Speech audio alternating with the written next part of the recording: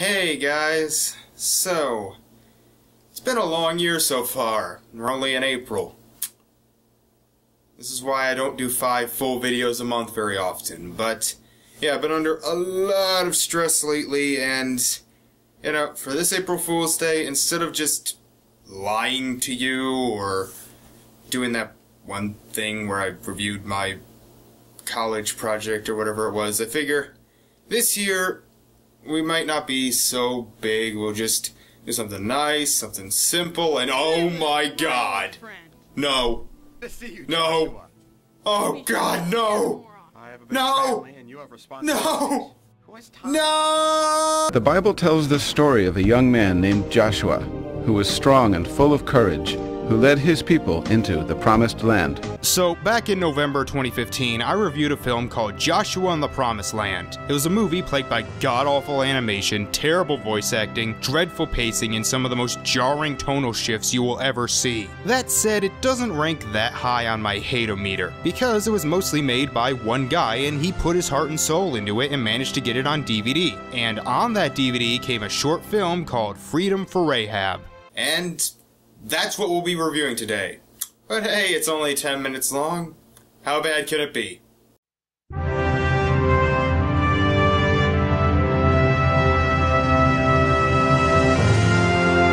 Still the best thing in it. We get the same bland credits, but seriously, why do we have to sit through these again? They're about a minute long, and the special is only 10 minutes. Was this supposed to be a pilot? Please tell me this was not a pilot to a proposed TV show. We open with Joshua and the adult Joshua's body walking into a tent.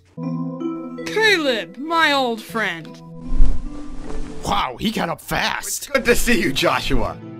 We should get together more often. I have a big family and you have responsibilities. Who has time? Are these the 2 men you sent word of? Yes, you'll find no finer spies in the whole camp. Wow. I don't think there was a single thing about that conversation that was right. Every inflection was wrong.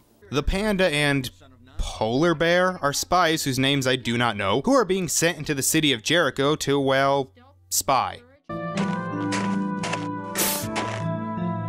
Hey, Chris, remember when you said you would have me back home in time for dinner? Well, that was 40 fucking years ago! I want to see my family and friends, Chris! I don't want to die in a fucking sword battle! I went through puberty in the body of a 30-year-old man! I lost my virginity to a cactus because no women here believe in sex before marriage! I hate you, Chris! I hate you so much! Take me home now!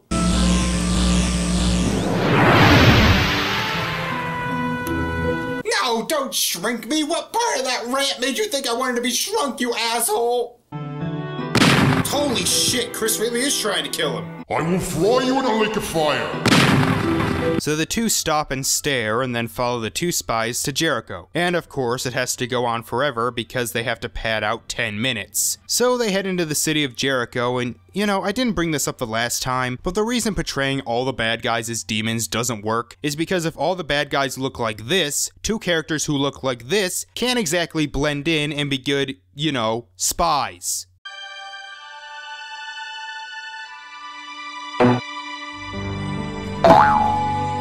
Just go over it, you idiots. Well, Joshua does, but Chris decides to go through. Old stones.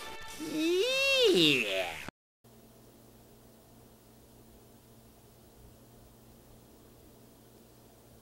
So the 2 spies walk through and see the people of Jericho doing the most heinous acts like burping. And yeah, that's about it. But one man seems to notice them. They come across a hotel where our titular Rahab answers the door. Now why don't you 2 men tell me just what it is I can do for you? We seek no companionship.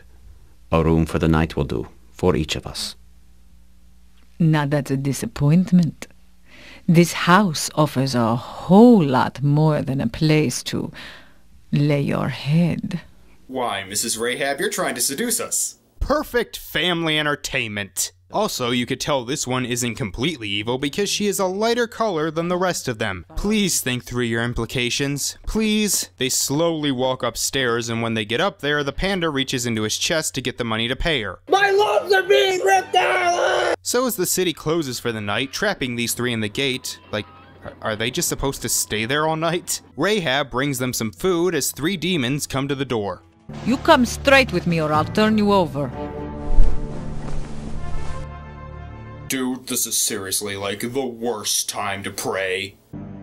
Perhaps it is God's will that we reveal ourselves to this woman. My child, that is not what I want you to do. That is actually the exact opposite of what I want you to do. I'm trying to keep you alive and give you the promised land. All I ask is that you don't get caught. I don't think that's much to ask. Fucking Jews. But thankfully, Rahab fears their God as she agrees to hide them for the night. Just turn down the volume a little bit. I mean, it would take like a second and a half. Does the king require my services? Don't ever look at me like that again. I know that God has given this land to you. All who live in this land are melting in fear because of you. So don't bring people to God through love and understanding. Instead, convert them through fucking fear. Rahab asks them to spare her and her family, and they say she will be fine if they hang a ribbon outside their house. What was the point of them coming here? They didn't learn anything, and they're just gonna call upon angels to destroy the place anyway. That'd be like sending US troops into Hiroshima. Who gives a shit? You're gonna blow it up. The two head out as we cut to the place being demolished.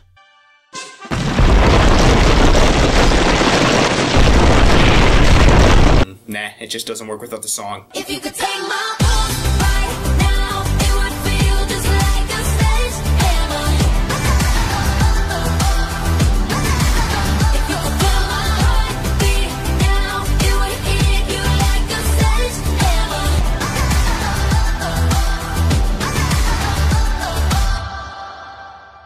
Hooray, we killed hundreds of people, including babies, but it's okay because they killed babies.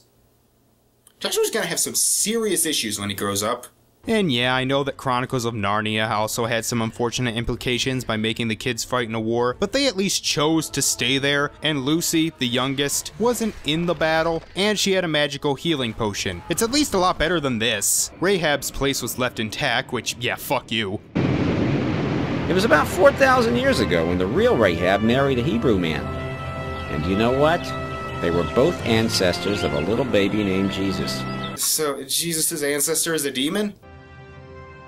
So that was Freedom for Rahab. It's poorly paced, terribly animated, has awful voice acting, and is in no way suitable for children. So it's basically just a shorter version of the movie. I will give it credit that it does show that not everyone who doesn't belong to a certain faith is a terrible person. If you found Joshua and the Promised Land fun to riff with friends, well, here's something else for you. But anyway, I am beat. So, happy April Fool's Day, thank you all for watching, and I will see you next time.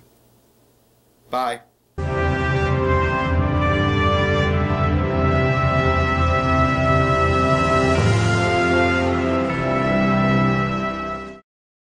God damn it, I am freaking beat.